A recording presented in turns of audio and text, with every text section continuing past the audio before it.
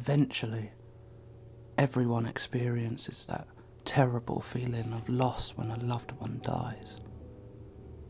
The death of a parent is somewhat everyone has to go through, and it feels horrible, like a knife piercing straight through your heart.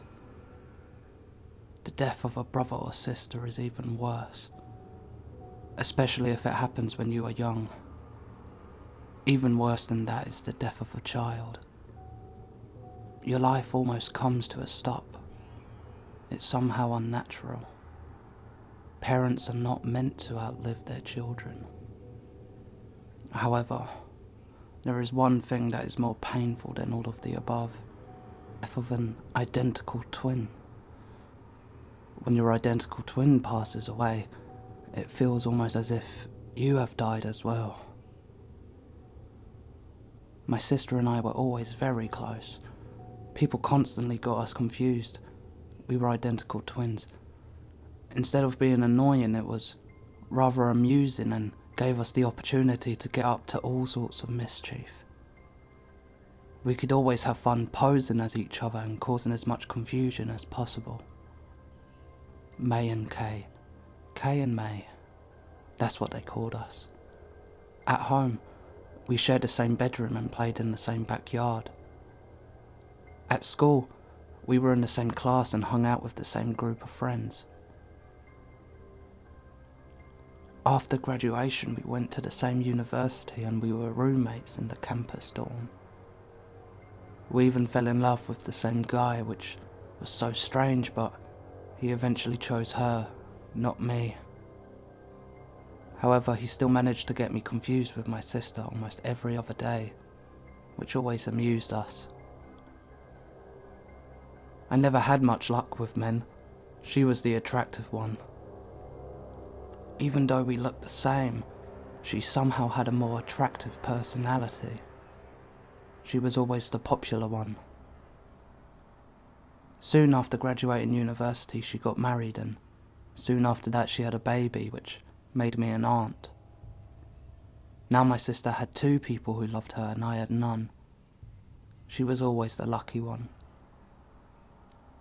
They say that if one identical twin is in pain, the other twin can feel it, even if they are hundreds of miles away. I don't believe it. It simply isn't true. My sister never experienced my pain. She never knew the turmoil that was eating me up from the inside. She was oblivious to it all.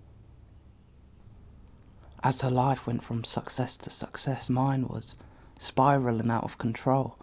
She was happy and I was depressed, and the happier she became, the more my depression grew until it was almost overwhelming. I never felt her pain either.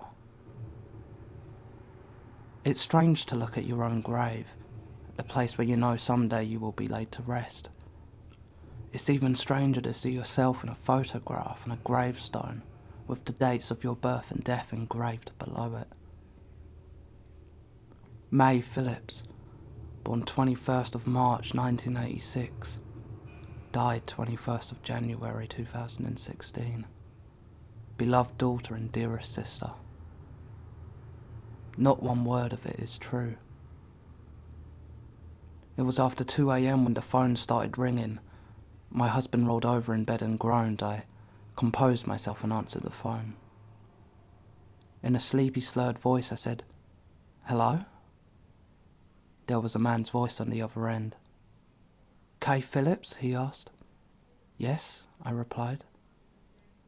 "I'm sorry to be the one to tell you, but I have some terrible news. Your sister May has been found dead 2 hours ago. We need you to come down to the morgue and identify the body." Life comes to a halt. Time stops. A part of you is gone forever. That's what it means to be a twin. I didn't cry. I was still in a state of shock. I just could not squeeze out the tears. "How did it happen?" I asked. "She was murdered," the policeman said, "stabbed 10 times in the chest. We found her in an alley, just around the corner from the office where she worked." That's when the tears started. I was weeping so much. I could barely tell my husband what happened. The next morning I drove down to the police station and identified my sister's body. It was her, of course. How could I fail to identify her? We had the same arms, the same legs, the same body, the same face. It was like looking at myself, laid out on a cold table in the morgue, totally naked with only a sheet to cover me. Afterwards, the police wanted to ask me some questions.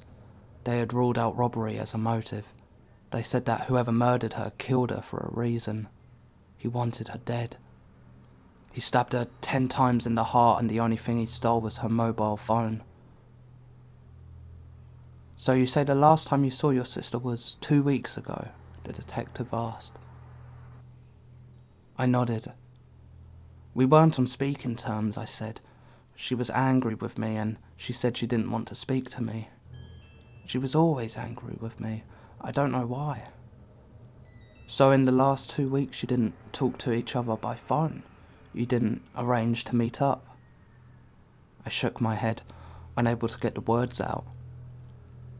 The detective had been a little surprised to learn that we were not only sisters but identical. He wondered if there was a chance the killer had got us confused and had accidentally murdered the wrong one by mistake. That would complicate things even more. It meant there would be twice as many suspects. One crime, but twice as difficult to solve. Do you know of anyone who would want to harm you? He asked. No, I replied. No one. I don't have an enemy in the world. After leaving the police station, I got into my car and just sat there for a while. There were no tears, I just wanted to laugh. I took out my phone and went through the text messages from Kay. Of course I can meet you today. How about after you get off work?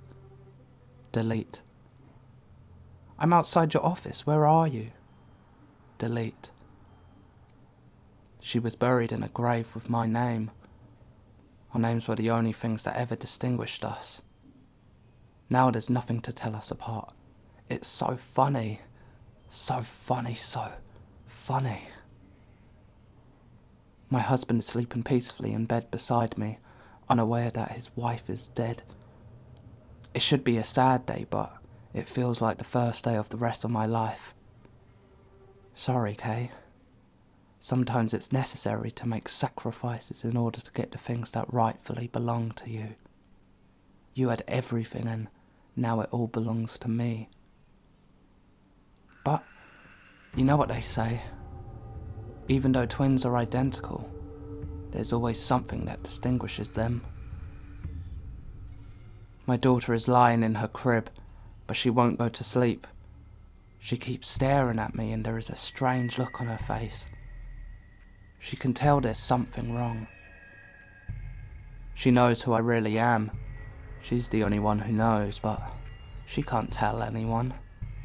And by the time she's old enough to speak, she will have forgotten that I'm not really her mother.